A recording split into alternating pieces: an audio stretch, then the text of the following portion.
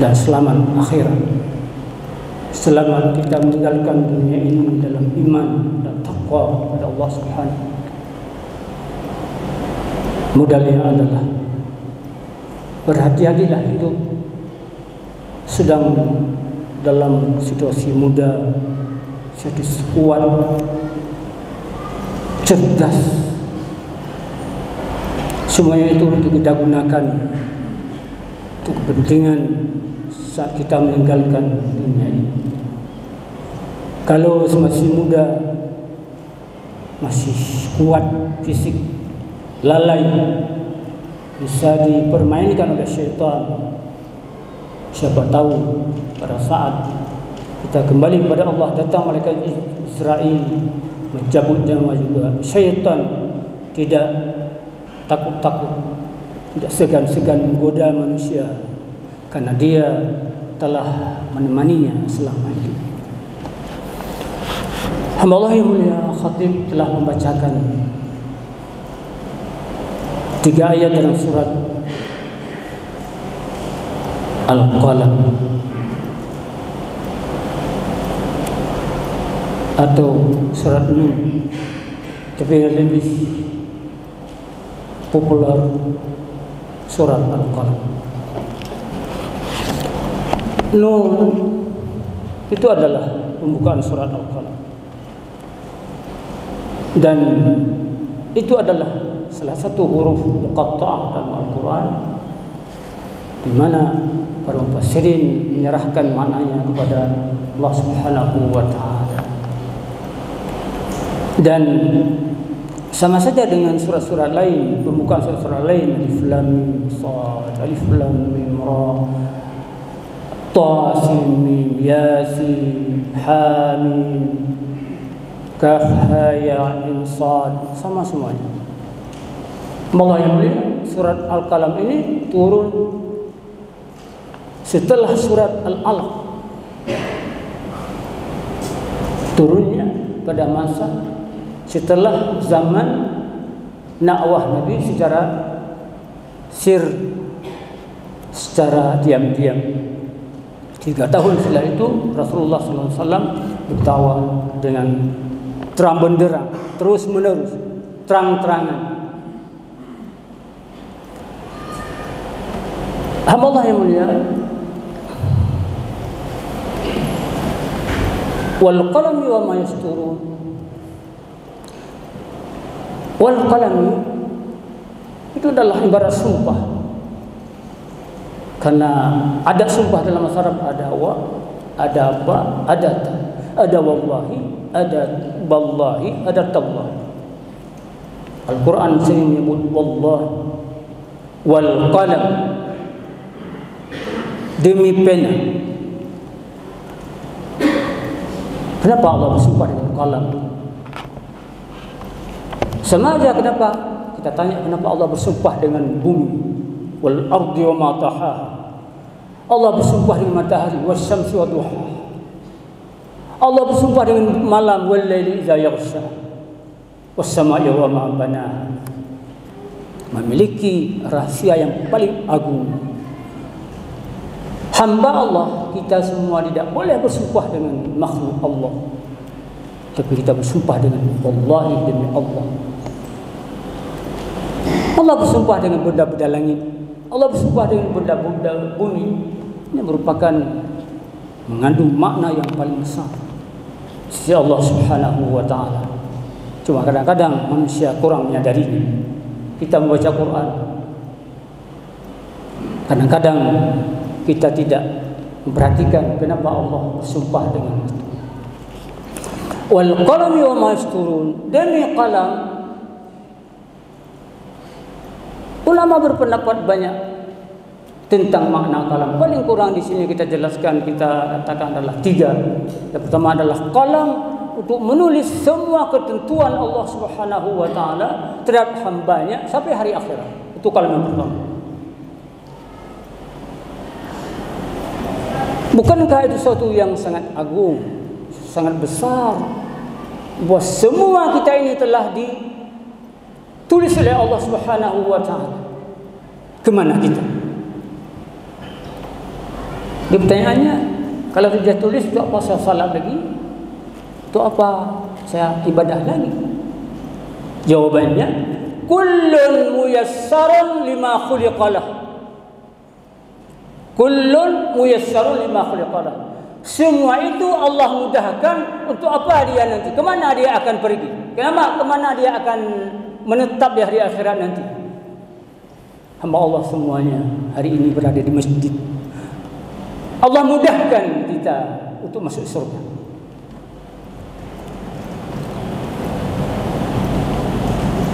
Adik-adik masih para dosa, masih belajar.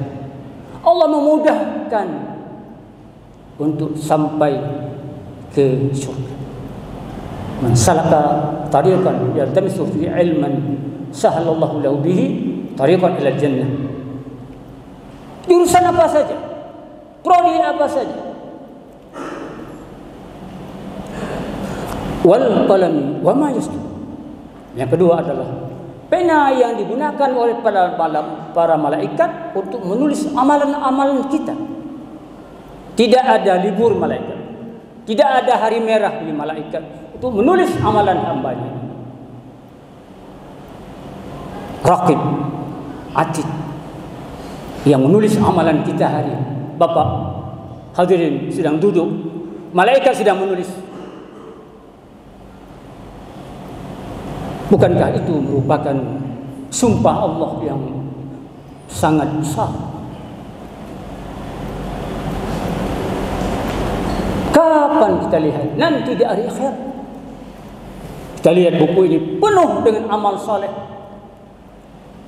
Atau ada juga penuh dengan amal saleh. Ma la yughadiru saghiratan wala kabiratan illa husaha. Orang tercengang, bingung saat itu. Ya Allah, kenapa kitab amalanku ini tidak ada yang tinggal sedikit pun, yang kecil yang besar semua tertera di situ. Kembali ingatan kita kepada dulu di dunia, apa yang kita kerjakan, tertulis semuanya. Tidak ada yang tinggal. Bukankah itu persoalan besar? Wal qalami wa ma yasturun. Allah bersumpah dengan qalam. Pada saat kita baca surah Al-Qalam, hendaknya kalau kita bicara hal-hal yang kotor, kita alihkan kepada yang baik. Karena malaikat ada di samping kita untuk menulis amalan kita. Wa ma yasturun, dan apa mereka goreskan? Malaikat sebelah kiri pada saat ingin menulis amalan buruk bertanya kepada malaikat sebelah kanan, wahai malaikat raqib, apakah saya boleh nulis? Jangan dulu, sabar dulu. Sabar dulu. Maka barangkali sebentar lagi dia akan minta ampun, akan istighfar.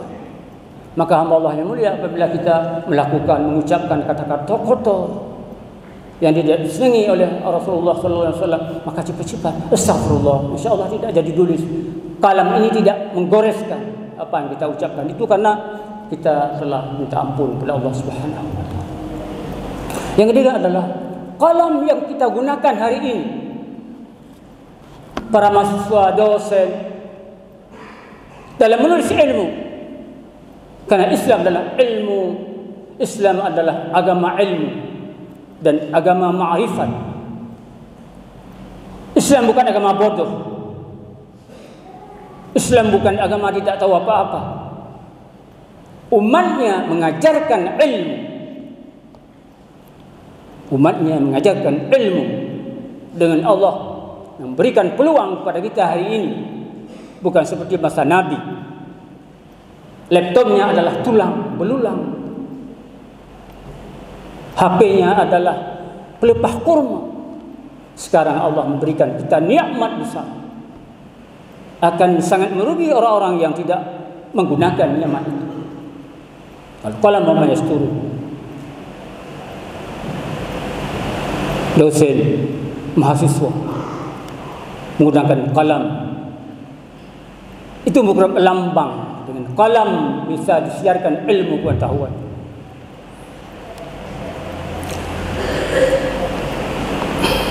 Ma anta bi ni'mati rabbika bimajnun. Kamu Muhammad tidak gila. Inilah sasaran wal qalami wa ma yasturun. Ingin Allah membantah Rasulullah SAW dituduh sebagai orang gila karena telah menciptakan Al-Quran. Tuduhan orang gila, orang yang melakukan sihir dan sebagainya dituduh oleh kafir Quraisy.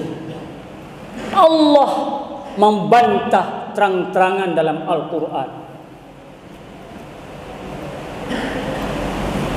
Wa ma kunta tatlu min qablihi min kitabin wa la takhutuhu bi yaminik idzal lartabal mubtil.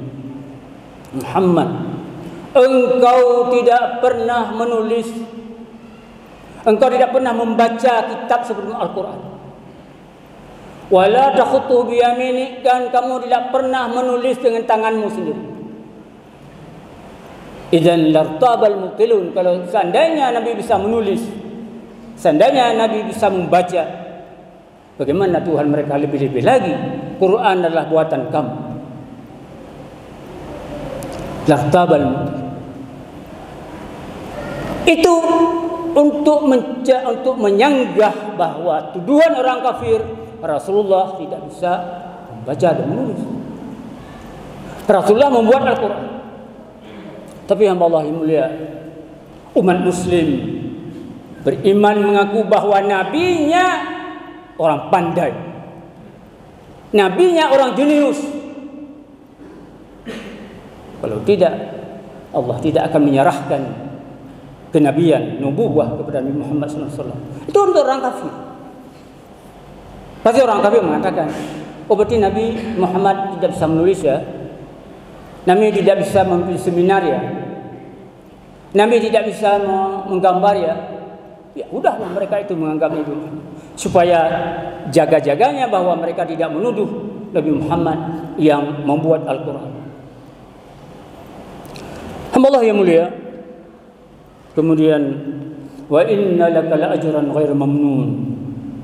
Rasulullah SAW telah mengemban amanah menyampaikan risalah Allah Subhanahu wa taala. Betapa Rasulullah disakiti, dicemooh oleh kaumnya.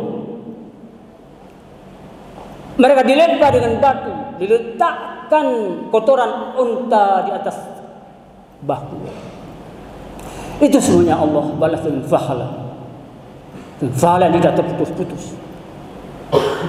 Itu Rasulullah SAW.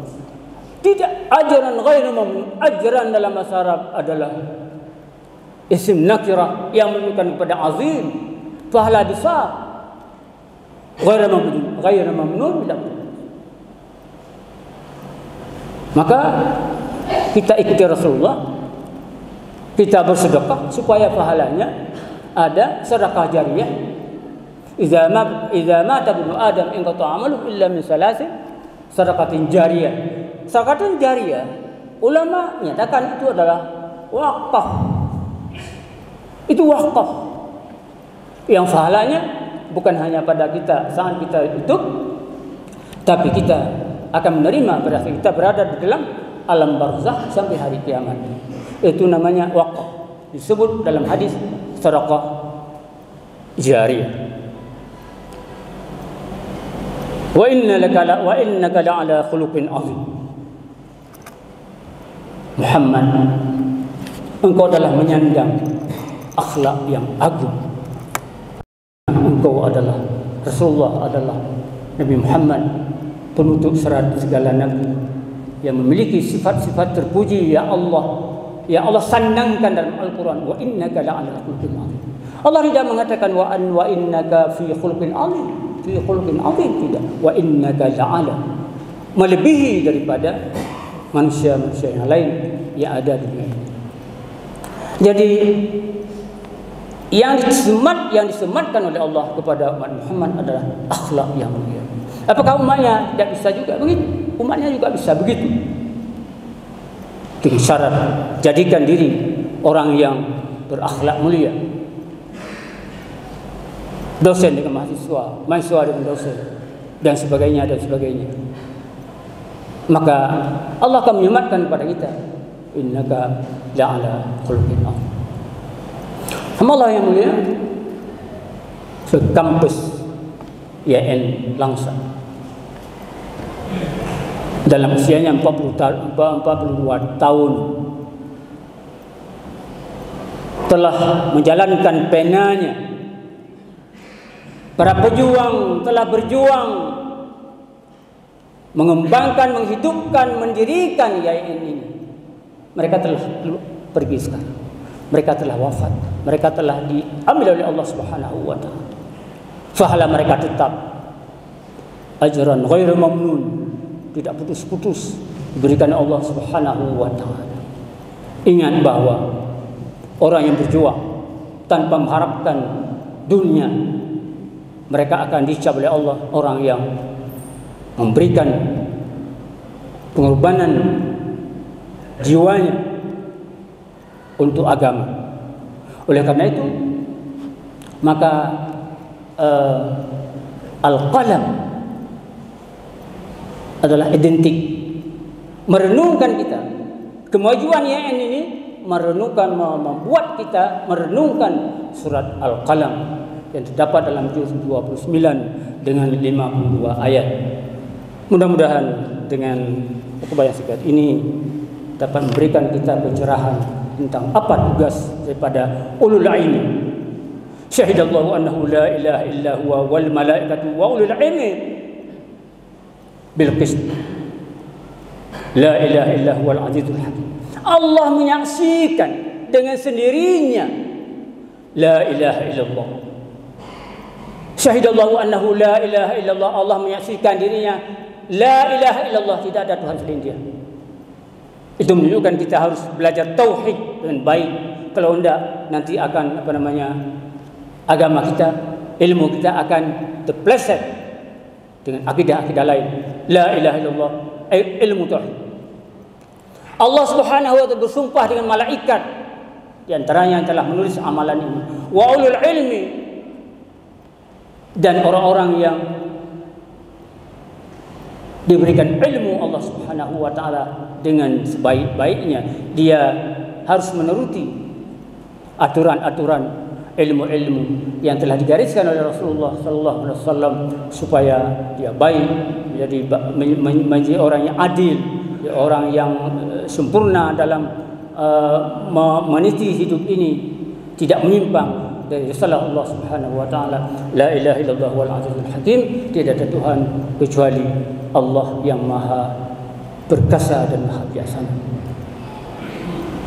Mudah-mudahan ada bapaknya. Barakallahu lakum fil Qur'anil azim wa nafa'ani wa iyyakum bima fihi minal ayati wa dhikril hakim wa taqabbal minni wa minkum tilawatahu innahu huwal ghafurur rahim.